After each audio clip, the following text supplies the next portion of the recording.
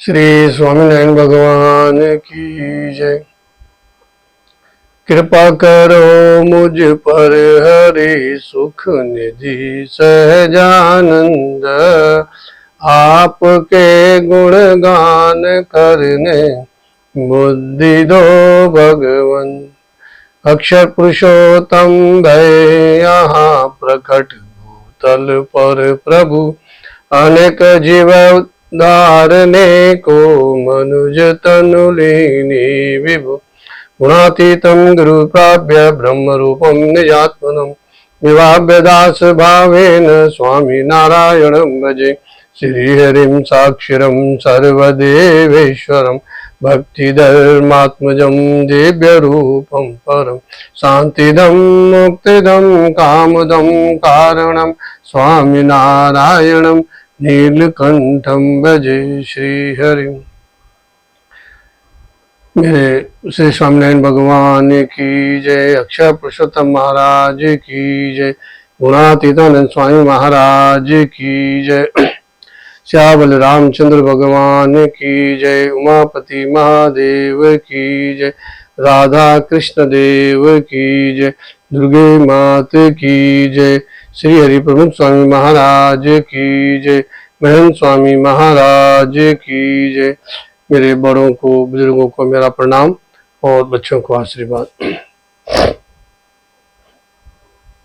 जैसा कि मैं अपने चैनल के माध्यम, अप्रूव सत्संग चैनल के माध्यम से आपको भगवान स्वामीनारायण की अनेक लीलाएं, कथाओं का मैं आपको प्रसार करता हूं और आप लोगों को अच्छा लगता होगा, ये मैं आशा करता हूं। कुछ कथाएं बड़ी होती हैं, उसमें थोड़ा समय लगता है, लेकिन कुछ कथाएं छोटी होती हैं, रोचक होती हैं, लेकिन उनमें ज्ञानवर्धन भी बहुत होता है। तो आज की जो कथा है वो छोटी है, लेकिन आश्रित है और भगवान पर विश्वास, जिनकी श्रद्धा, अपने इष्ट देव पर श्रद्धा होती है, उनके लिए ये कथा बड़ी ही रोचक और अच्छी कथा है। कथा का शीर्षक है हमारे ऐसे भाग्य कहाँ।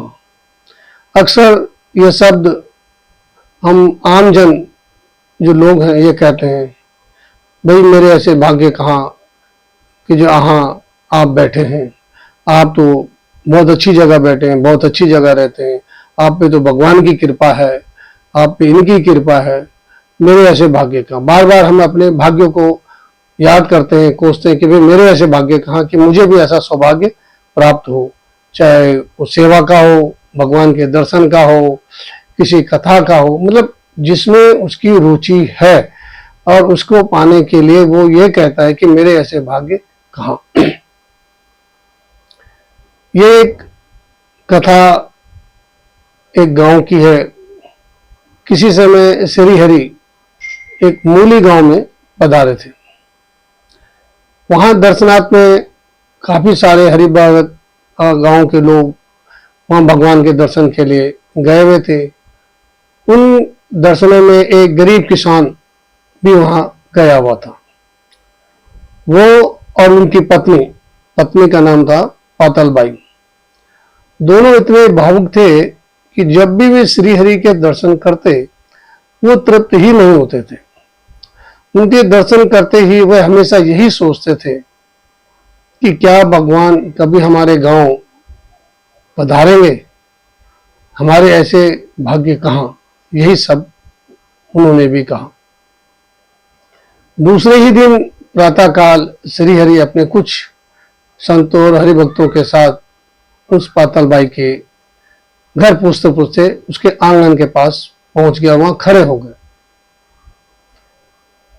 पति पत्नी ने भाव विभोर होकर श्री हरि को जल्दी से खाट निकाली और खाट में एक अपनी गुदड़ी रख दी।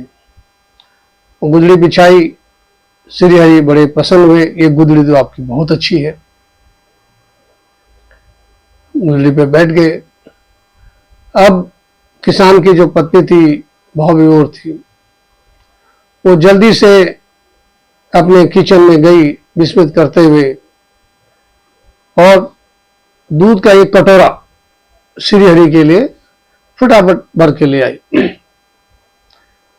अब दूध का कटोरा जो लेके आई जल्दी जल्दी में कि श्री हरि पिएंगे, प्रसन्न होंगे, खुश होंगे, सेवा भाव जो रहता है कि मेरे घर संत पधारे हैं, मेरे घर भगवान पधारे हैं, जिनका आपके यहाँ बहुत लालसा थी कि मेरे घर आए हैं, तो मैं अपने आंतरिक मन भाव से उनकी सेवा के लिए तत्पर रहूं, यानी कि बहुत इतना तत्पर हूं कि मैं क्या क्या करूं क्या ना करूं।